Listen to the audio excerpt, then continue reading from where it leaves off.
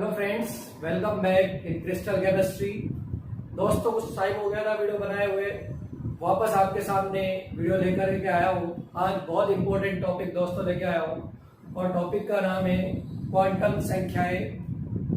दोस्तों, अब हम रेगुलर स्टडी करते रहेंगे, आप मेरे साथ रेगुलर बने रहना। एक महीने तक मैं आपको जेट, ICR, BHU और नीट की प्रिपरेशन कराऊंगा। कुछ ऐसे टॉपिक्स लेके आऊंगा जहां से डायरेक्ट प्रश्न पूछे जाएंगे, तो आप मेरे साथ बने रहिएगा और देखते रहना मेरा यूट्यूब चैनल क्रिस्टल केमिस्ट्री। दोस्तों, बात करेंगे आज हम टॉपिक के बारे में और हमारा टॉपिक है क्वांटम संख्याएं। बहुत अच्छा टॉपिक है, बहुत ही इंपॉर्टेंट टॉपिक है कि क्वांटम संख्याएं क्या है, इसके बारे में हमको डिस्कस करना है। दोस्तों, बात करते हैं। सबसे पहले हमारा हेडिंग है क्वांटम संख्याएं।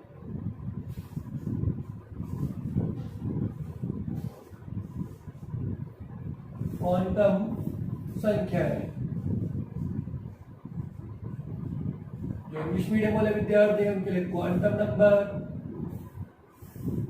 क्वांटम संख्याएं, क्वांटम संख्याएं क्या होती है दोस्तों? वह न्यूनतम संख्याएं जो हमें इलेक्ट्रॉन के बारे में पूर्ण जानकारी देती है, उन्हें हम क्या कहते हैं? क्वांटम संख्याएं। इलेक्ट्रॉन के बारे में पूर्ण जानकारी मतलब कि इलेक्ट्रॉन कौन से कोश में है, इलेक्ट्रॉन कौन से उपकोश में है, इलेक्ट्रॉन कौन से शेल में है, उन सब के बारे में अगर जो हमें जानकारी देती है उन्हें हम क्या कहते हैं? क्वांटम संख्या कहते हैं। इलेक्ट्रॉन का चक्रण क्या होता है, क्या नहीं होता, ये सारी इंफॉर्मेशन हमें मिलेगी, वो क्वांटम संख्या से मिलेगी। तो क्वांटम संख्याएं क्या है? देखिए, वह न्यूनतम संख्याएं। कौन सी संख्याएं? न्यूनतम संख्याएं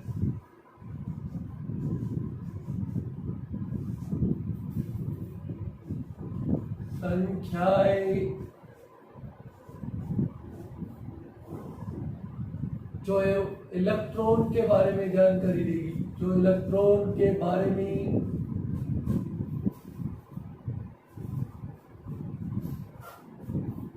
पूर्ण जानकारी देती है, पूर्ण जानकारी देती है। जो इलेक्ट्रॉन के बारे में क्या दे, आपको पूर्ण जानकारी दे, उन्हें हम क्या कहेंगे? क्वांटम संख्याएं कहेंगे। दोस्तों, क्वांटम संख्याएं चार प्रकार की। कितने प्रकार की? चार। सबसे पहली है मुख्य क्वांटम संख्या। मुख्य क्वांटम संख्या। क्वांटम संख्याएं कितने टाइप्स की है? चार टाइप की। और पहला टाइप मैंने आपको बताया मुख्य क्वांटम संख्या, और इसको कहा जाता है principal quantum number. Principal quantum number, ठीक है। दूसरी होती है द्विगंशी क्वांटम संख्या, तीसरी होती है चुंबकीय क्वांटम संख्या, और चौथी होती है चक्रण क्वांटम संख्या। तो क्वांटम संख्या चार प्रकार की, वन बाय वन पढ़ते जाएंगे। सबसे पहले मुख्य क्वांटम संख्या। इसका जो खोज करता है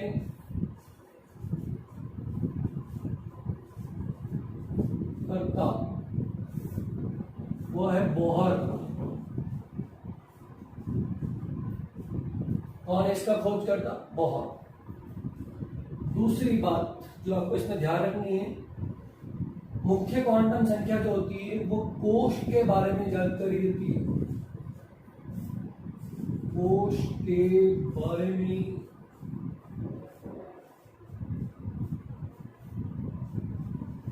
जानकारी देती है। तीसरी बात, मुख्य क्वांटम संख्या को स्मॉल n से रिप्रेजेंट करते हैं, और इस n का मान जो होता है दोस्तों होता है 1, 2, 3, 4। यानी कि मुख्य क्वांटम संख्या आपकी 1 से शुरू होगी, या फिर इसको आप क्या कह सकते हैं? K, L, M, N, ठीक है। इसके अलावा चौथी बात जो है दोस्तों इसमें यह है कि जो मुख्य क्वांटम संख्या है वो परमाणु की त्रिज्या, परमाणुवीय त्रिज्या को भी बता दें, त्रिज्या को बताती है, या परमाणुवीय त्रिज्या के बारे में भी जानकारी देती है। क्योंकि आप जानते हैं जब n का मान बढ़ेगा यानी कि कोशों की संख्या बढ़ेगी, तो परमाणुवीय आकार या त्रिज्या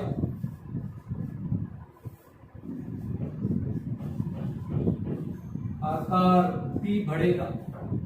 ठीक, परमाणुवीय त्रिज्या को बताती है, परमाणुवीय आकार भी बढ़ेगा। 5वें नंबर पर बात करो, किसी कोश में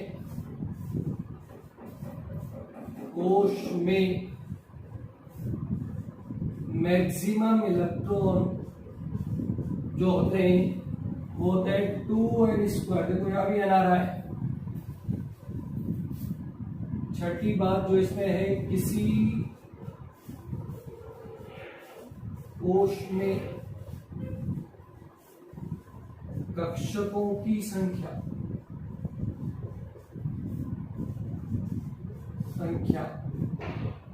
होती है n²। तो ये सारी बातें दोस्तों किसके बारे में थी? मुख्य क्वांटम संख्या के बारे में। मुख्य क्वांटम संख्या को स्मॉल n से रिप्रेजेंट करते हैं। इसका खोजकर्ता बोहर है, कोश के बारे में जानकारी देती है। मुख्य क्वांटम संख्या का मान 1 से शुरू होता है, परमाणु त्रिज्या को बताती है, यानी कि अगर कोशों की संख्या बढ़ेगी या प्रिंसिपल क्वांटम नंबर बढ़ेगा, मुख्य क्वांटम संख्या बढ़ेगी तो कोशों की संख्या बढ़ी, परमाणु आकार बढ़ा।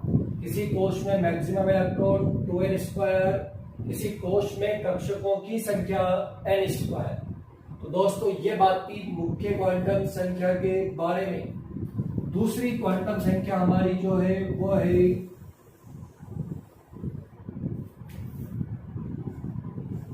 द्विघंशी क्वांटम संख्या। द्विघंशी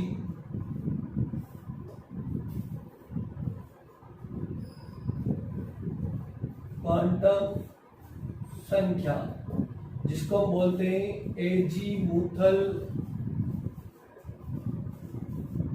क्वांटम नंबर।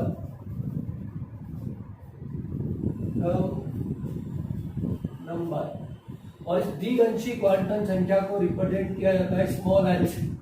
इससे रिप्रेजेंट करते हैं, स्मॉल एल से रिप्रेजेंट करते हैं। तो ये आपको ध्यान रखना है। द्विघंशी क्वांटम संख्या की अगर हम बात करें दोस्तों, तो इसका पहला पॉइंट इसमें देखेंगे खोजकर्ता। इसका खोजकर्ता है सोमरफील्ड।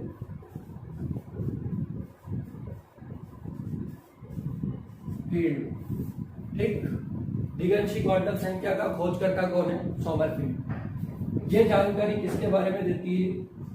उपकोश के बारे में जानकारी देती है। उपकोश के बारे में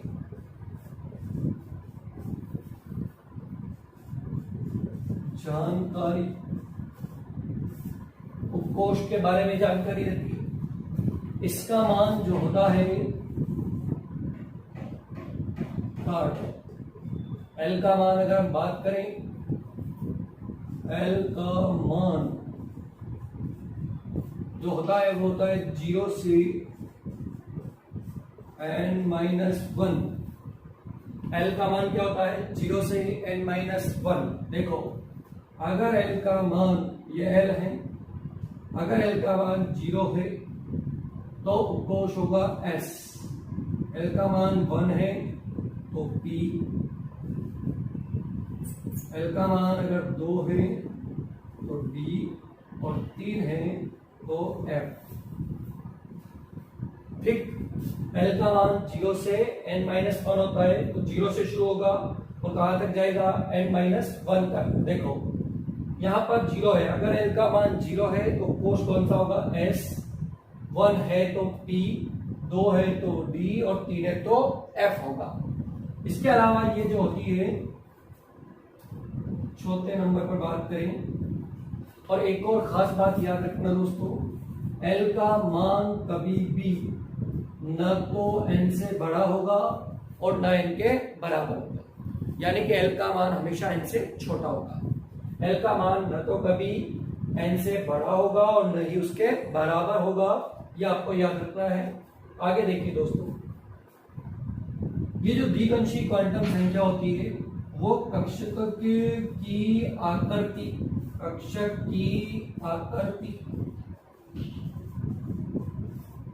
के बारे में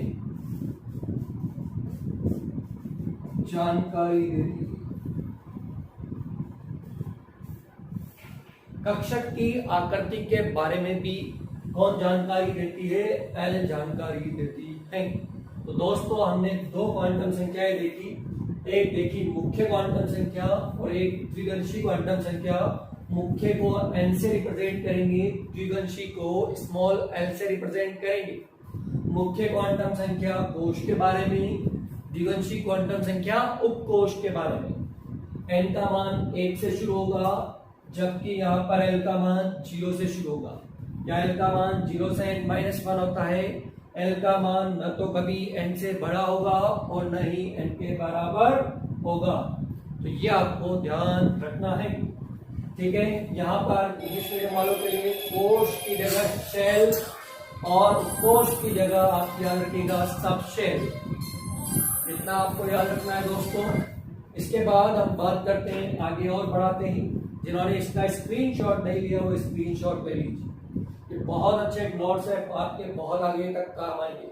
अगर आप जेट ICR BHU नीट की प्रिपरेशन कर रहे हैं तो this is very important topic for jet ICR BHU neat and JEE also.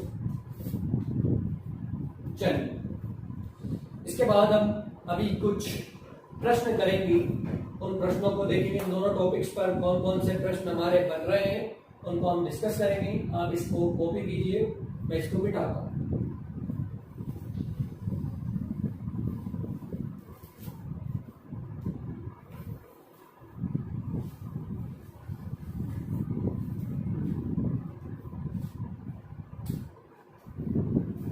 Yes friends,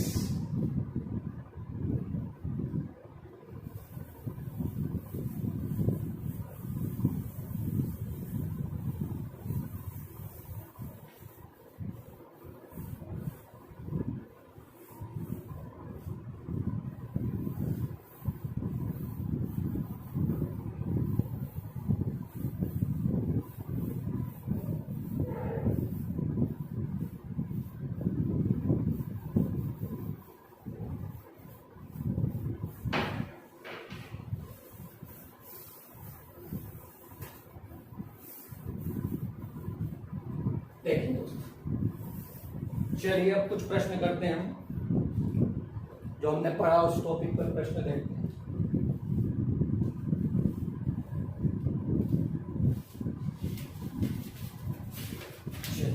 सबसे पहला प्रश्न है क्वेश्चन नंबर 1। क्वेश्चन करना है कुछ हमको, n + l = 5 के लिए 5 के लिए कौन कौन से उपकोष संभव है। एक तो उपकोष पता करने हैं,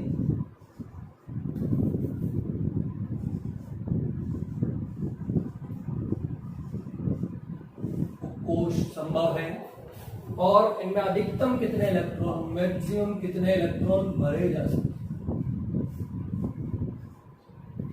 n + l = 5 के लिए कौन कौन से उपकोष संभव है और मैक्सिमम कितने इलेक्ट्रॉन भरे जा सकते हैं।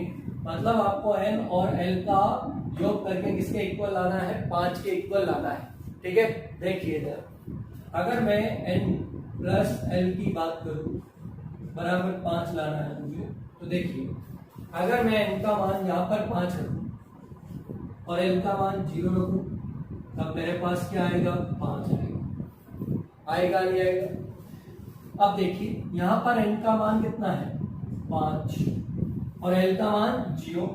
तो l का मान 0 कौन से उपकोष के लिए होता है? s उपकोष के लिए। यहाँ पर क्या आ गया? 5s। आगे देखिए, अगर मैं क्या करूं 4 + 1 करूं तब भी बराबर कितना होगा? 5 होगा। n का मान कितना है? 4, एल का मान कितना है 1, और एल का मान 1 कौन से उपकोष के लिए होता है, पी उपकोष के लिए भी बताया मैंने, ये 4p हो गया। अगर मैं क्या करूं p + 2 करूं तब भी कितना आएगा 5, n का मान कितना है यहाँ पर 3, l का मान कितना है 2, l का मान 2 कौन से उपकोष के लिए होता है, d उपकोष के लिए। बात समझ में आई, ये 3D। तो कौन कौन से उपकोष संभव हुए, एक तो 5s संभव है, उपकोष संभव, कोष संभव, एक तो कौन सा उपकोष 5s, एक कौन सा 4p और एक कौन सा 3d। अब किसी के दिमाग में चल रहा होगा कि सर 2 + 3 भी तो 5 होता है, चलिए वो भी देख लेते हैं। 2 + 3 5, 2 + 3 = 5 होता है, बिल्कुल सही है। लेकिन यहाँ पर n का मान 2 है और l का मान 3 है। मैंने आपको बताया था कि l का मान कभी भी n से बड़ा नहीं हो सकता, तो यहाँ पर l का मान क्या है, बड़ा है, तो ये पॉसिबल ही नहीं, ठीक है। यानी कि 2fd, 3 किसके लिए आ रहा है, 3 मैंने लिखा 0 1 2 3 s b d f, यानी कि 2f पॉसिबल नहीं, ठीक है। तो यहाँ पर 3 उपकोष संभव होंगे, 5s 4p और 3d। अब इनमें कितने मैक्सिमम इलेक्ट्रॉन फिल किए जा सकते हैं वो भी देख लीजिए। अब मैक्सिमम इलेक्ट्रॉन के बारे में बात चल रही है।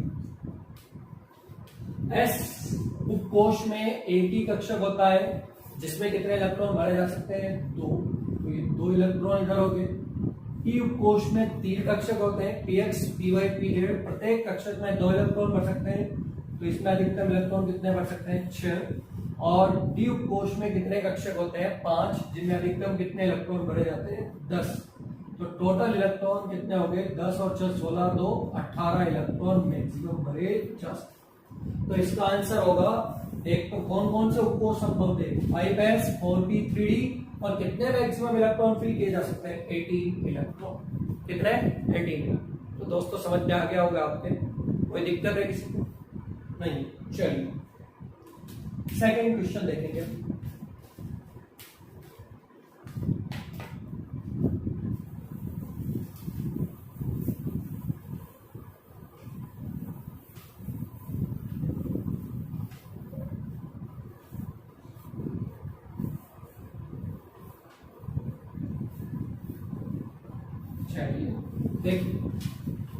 देखिए दोस्तों, नेक्स्ट सेकंड नंबर क्वेश्चन है हमारे पास, एक और क्वेश्चन है।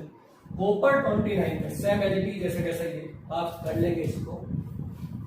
कॉपर 29 में n + l = 5 वाले इलेक्ट्रॉन की संख्या है। कॉपर 29 में n + l = 5 वाले इलेक्ट्रॉन की संख्या पूछी। n + l = 5 वाले इलेक्ट्रॉन की संख्या, देखो वही करना है आपको, n + l। तो चलिए n + l बराबर कितना आना चाहिए, 5 आना चाहिए। तो सबसे पहले क्या करेंगे, 5 + 0 क्या हो गया, 5 हो गया। कौन सा उपकोष बनेगा, 5 0 आता है, 0 s के लिए 5s हो गया। इधर आ जाइए, 4 + 1 = क्या हो गया, 5 हो गया। तो ये क्या हो गया, 4p हो गया। इधर आ जाइए, 3 + 2 बराबर कितना हो गया, 5। तो ये क्या हो गया, 3b हो गया, ठीक। तो n + l = 5 वाले इलेक्ट्रॉन की संख्या है, ये देखिए। तो इसमें 5s में कितने इलेक्ट्रॉन आ सकते हैं, s में, s कक्षक में अधिकतम कितने इलेक्ट्रॉन, 2। तो यहाँ पर 2 इलेक्ट्रॉन। और p में, p उपकोष में अधिकतम कितने इलेक्ट्रॉन, 6 इलेक्ट्रॉन, क्योंकि p उपकोष में कितने कक्षक होते हैं, 3 कक्षक होते हैं, और प्रत्येक कक्षक में अधिकतम कितने इलेक्ट्रॉन पड़ सकते हैं, 2। तो यहाँ पर कितना आ गया, 6 इलेक्ट्रॉन। यहाँ कितना आ गया, 10 इलेक्ट्रॉन। कितना हो गया, 18 इलेक्ट्रॉन। तो आंसर जाएगा 18 इलेक्ट्रॉन, यानी कि सी, ठीक है। ये समझ, थर्ड क्वेश्चन है।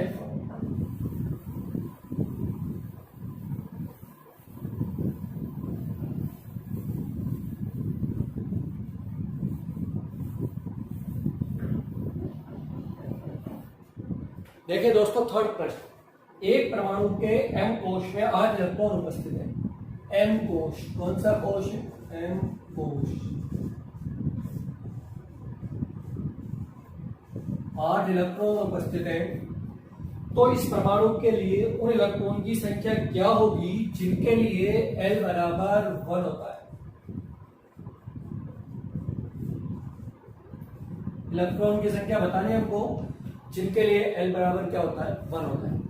ये देखो M कोश है, तो M कोश से पहले कौन कौन से कोश आएंगे? K कोश आएगा, L आएगा, M आएगा।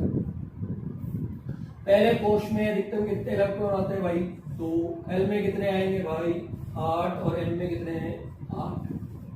ठीक, तो K L M में टोटल इलेक्ट्रॉन कितने हो गए? 2 + 8 बराबर 18 हो गए। हुआ नहीं हुआ? और 18 का इलेक्ट्रॉनिक कॉन्फ़िगरेशन क्या लिखेंगे? 1s2 2s2 2p6 3s2 3p6। वो कह रहा है L बराबर 1 के लिए P, देखो S है, S कोश, इसके लिए L बराबर क्या होता है? 0। तो S के लिए तो L बराबर 0, इसका तो पूछ ही नहीं रहा, तो इनका तो कोई मतलब ही नहीं है। तो L बराबर 1 में क्या आएगा? तो 2p6 और एक क्या आएगा? 3p6। तो P में कितने इलेक्ट्रॉन है? 6। और 3p में कितने इलेक्ट्रॉन है? 6। तो 6 + 6 = कितना हो गया? 12। वो कह रहा है L बराबर 1। तो L बराबर 1 किसके लिए? P उपकोष के लिए, P उपकोष के लिए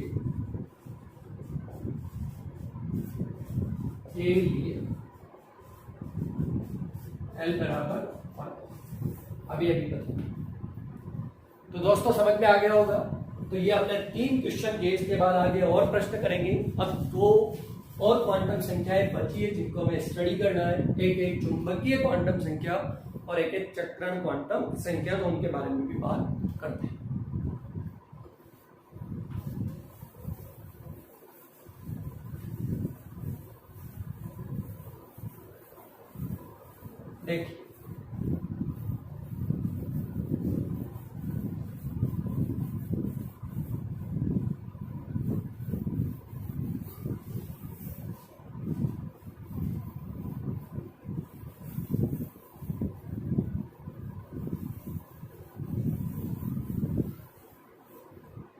देखिए, और देखिए, थर्ड नंबर पर हमारी क्वांटम संख्या आती है, वो है चक्रण क्वांटम संख्या। कौन सी? चुंबकीय क्वांटम संख्या।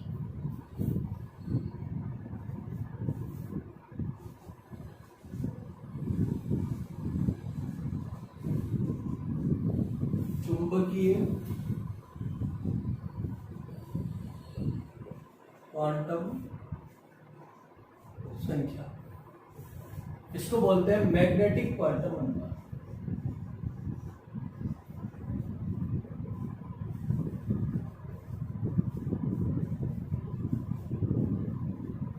देखो, चुंबकीय क्वांटम संख्या का खोज करता सबसे पहले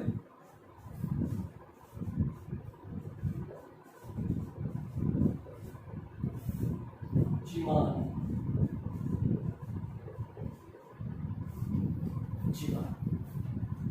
सेकेंड बात है, ये किसके बारे में जानकारी देती है? कक्षकों के अभिविन्यास।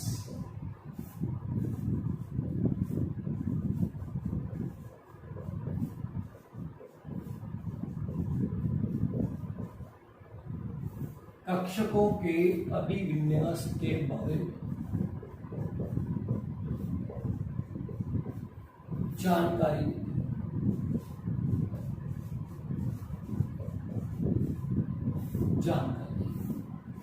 ठीक, कक्षकों के अभिविन्यास के बारे में जानकारी। तीसरी बात है बेटा, चुंबकीय क्वांटम संख्या मैग्नेटिक, इसको रिप्रेजेंट करते हैं स्मॉल एन से।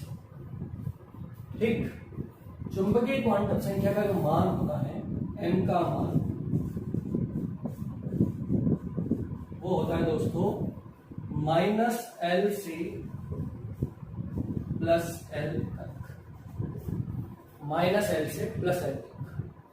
और एक छोटी बात और है, m के कुल मान,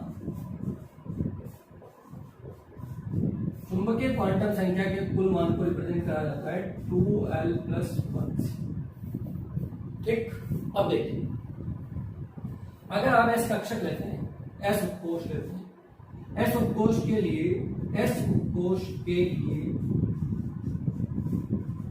एल बराबर 0 होता है, तो इसके लिए m का कुल मान कितना होगा, l की जगह कितना लिख दीजिए 0, तो m का कुल मान m के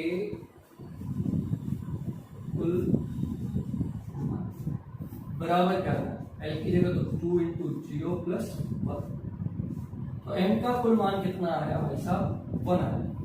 इसका मतलब यह हुआ कि s कक्षक के लिए, s उपकोष के लिए l बराबर 0 है, तो s कक्षक के लिए m का मान कितना होगा, 1 होगा, और वो कौन सा होगा, 0। कौन होगा, 0। तो s के लिए m बराबर क्या हो गया, चुंबकीय क्वांटम संख्या क्या होगी, 0। अगर आप l बराबर 1 रख दीजिए, देखिए l बराबर अगर आपने 1 रखा तो m के कुल मान कितने आए, m के कुल मान 2 इंटू 1 प्लस 1, तो m के कुल मान कितने आ गए भाई साहब, 3 आ गए। और मैंने बताया कि m का मान माइनस एल से लेकर के प्लस एल तक होगा, तो l का मान कितना था यहाँ पर 1, तो 3 मान कौन कौन से होंगे, माइनस से। तो देखो यहाँ पर 3 मान आए, कौन कौन से होंगे, एक तो -1 होगा, क्योंकि माइनस एल से l का मान कितना है 8, तो कितने मान आएंगे, 3, -1, 0 एंड +1, ये 3 मान है। ठीक है, कौन कौन से कक्षक होते हैं, px होता है, py होता है, pz होता है, तो px, py और pz, क्योंकि p उपकोष में कितने कक्षक होते हैं, 3 होते हैं। ये जो 0 मान आया ये कौन से कक्षक के लिए, pz, ये याद रखिए। ठीक, इसी प्रकार से अगर हम बात करें l बराबर क्या कर दें, 2, l बराबर 2 बात करें तो d उपकोष के लिए, तो m के कुल मान कितने हो गए, 2 मान 2 प्लस 1, m के कुल मान कितने हो गए, 5, कितने हो गए, 5। और कौन कौन से होंगे, माइनस एल से प्लस एल, तो माइनस एल, एल का मान कितना है 2, minus L, -2, -1, 0 plus 1 and plus. ठीक, तो d उपकोष में कितने कक्षक होते हैं, 5, dxy dyz dxy dyz dzx dx square y square and dz square, ये 5 कक्षक है और पांचों के लिए m के मान आ चुके हैं। बात समझ में आ गई होगी सब। इसी प्रकार से f के लिए देखें, l बराबर क्या आएगा, अगर l बराबर 3 रखेंगे तो l बराबर 3 मतलब f उपकोष, f उपकोष मतलब m का मान कितना हो गया, कुल मान कितना आ जाएगा, 2 इंटू 3 प्लस 1, यानी कि 7 आएंगे। और कौन कौन से, -3, -2, -1, 0 +1 +2 एंड +3, ठीक है। बात समझ में आ गई, किसी को कोई दिक्कत तो नहीं। चलिए इसके बाद दोस्तों आगे बात करते हैं हम नेक्स्ट, लास्ट क्वांटम संख्या हमारी वो है चक्रण क्वांटम संख्या। स्क्रीनशॉट ले लीजिएगा।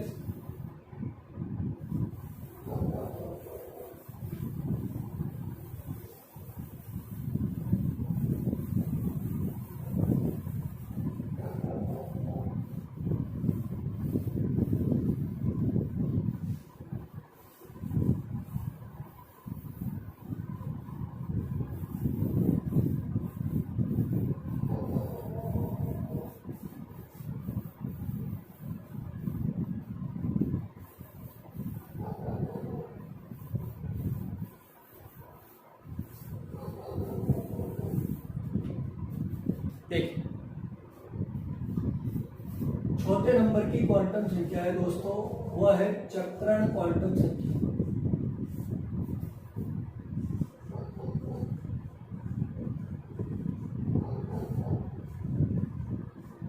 यानी कि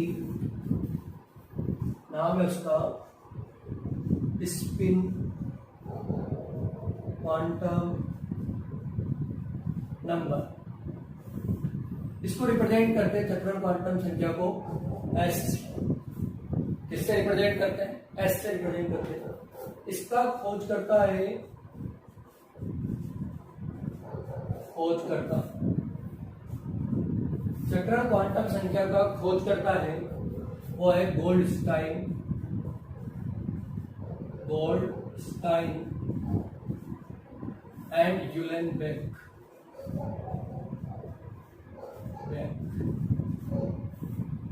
और ये बताती है, इसके बारे में जानकारी देती है, इलेक्ट्रॉन के चक्रण के बारे में जानती है, के चक्रण के बारे में जानकारी देती है। इलेक्ट्रॉन के चक्रण के बारे में जानकारी देती है। और एस का मान जो होता है, चक्रण का मतलब है कि इलेक्ट्रॉन क्लॉकवाइज डायरेक्शन में रोटेट कर रहा है या एंटी क्लॉकवाइज डायरेक्शन में रोटेट कर रहा है, उसके बारे में जानकारी दी। और इस एस का मान जो होता है वो होता है प्लस माइनस हाफ। ठीक है, प्लस हाफ भी हो सकता है, माइनस हाफ भी हो सकता है। तो ये दोस्तों मैंने आपको चारों क्वांटम संख्याओं के बारे में बताया, चारों क्वांटम संख्याओं को समझाया, आपके समझ में आ गया, स्क्रीनशॉट ले लीजिए। इसके बाद कुछ और प्रश्न करते हैं, इससे रिलेटेड बात करते हैं। देखिए,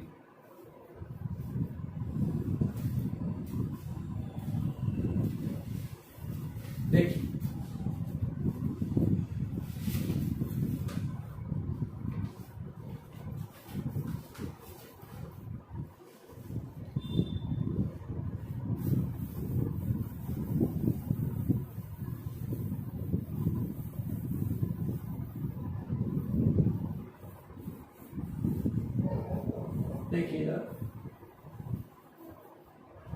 4D कक्षक में उपस्थित इलेक्ट्रॉन के लिए क्वांटम संख्याओं का कौन सा समूह सही हो सकता है, यह हमें देखना है। 4D कक्षक में उपस्थित इलेक्ट्रॉन, 4D कक्षक उपस्थित इलेक्ट्रॉन, 4D कक्षक में एक इलेक्ट्रॉन के लिए हमको देखना है कि कौन सा समूह क्वांटम संख्याओं का समुच्चय सही हो सकता है।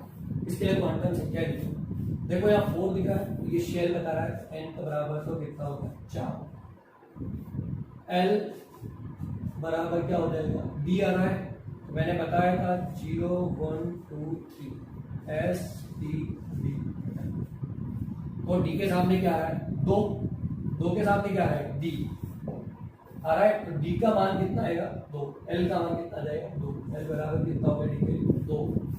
मैंने आपको m का मान बताया दोस्तों कि m का मान जो होगा वो होगा -l से +l, तो -l से +l मतलब -2 -1 0 +1 और इनमें से कुछ भी हो सकता है।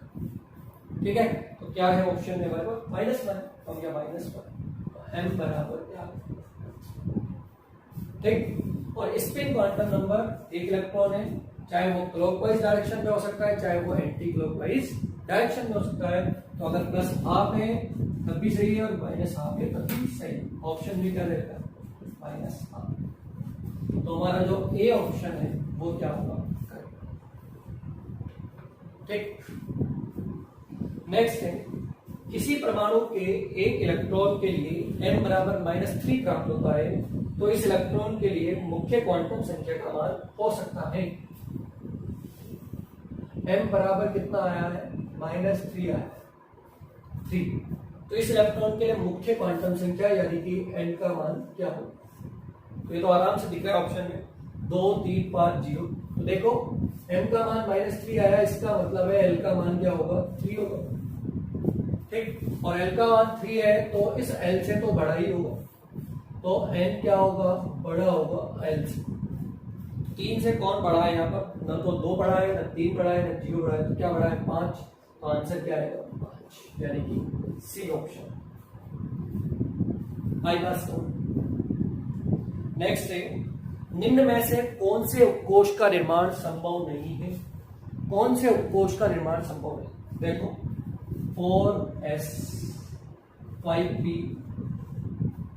3f एंड 3d, देखो कौन से उपकोष का निर्माण संभव नहीं। n का मान 4 है, s का मान, s के लिए l का मान कितना होगा 0, तो ये 4s तो बनेगा ही बनेगा, इसमें कोई दिक्कत नहीं। इधर आ जाइए 5p है, तो ये 5, ठीक है। और यहाँ पर अगर आप देखें मतलब 5p, तो 5p भी संभव है, ठीक है। IPV क्या है, पॉसिबल है 3f। देखिए यहाँ पर 3f, तो अगर n का मान 3 हुआ, n बराबर क्या हुआ 3, ठीक है, n बराबर 3, तो यहाँ पर मैंने आपको बताया था n का मान 0 1 2 3 S T D F, तो यहाँ f का मान कितना हुआ 3f का, l का मान कितना हो गया 3, और n और l के मान कभी भी बराबर नहीं हो सकते, इसलिए आंसर कौन सा, ऑफ कोर्स संभव नहीं है, 3f ऑफ कोर्स संभव नहीं है। बात सबके समझ में आ गई, कोई दिक्कत है क्या? ठीक है दोस्तों, आज हमने चारों क्वांटम संख्याओं के बारे में डिस्कस किया, कुछ क्वेश्चंस को सॉल्व किया। अगर आपको इनमें से किसी भी क्वेश्चन में कोई भी डाउट है तो आप मुझे कमेंट बॉक्स में जरूर बताएं। और दोस्तों, लेक्चर पसंद आया है तो लेक्चर को ज़्यादा से ज़्यादा शेयर करें, और हाँ, मेरे चैनल को सब्सक्राइब करना न भूलें। रेगुलर मेरे साथ बनिए दोस्तों, मैं आपका रेगुलर सिलेबस कंप्लीट कराऊंगा, और आने वाले समय में कुछ प्रीवियस ईयर के स्टेट के जो क्वेश्चंस हैं उनको भी आपके सामने लाऊंगा, तो आप मेरे साथ बने रहिएगा दोस्तों। और अगर लेक्चर पसंद आया है तो इसे लाइक करिए, और कमेंट बॉक्स में हमें जरूर बताना कि लेक्चर पसंद आया या नहीं आया। दोस्तों, ज़्यादा से ज़्यादा शेयर करिए, और अगर आपने हमारे चैनल को सब्सक्राइब नहीं किया है तो हमारे चैनल को सब्सक्राइब करिए। Thank you so much. आज के लेक्चर को यहीं खत्म करते हैं। Thank you so much.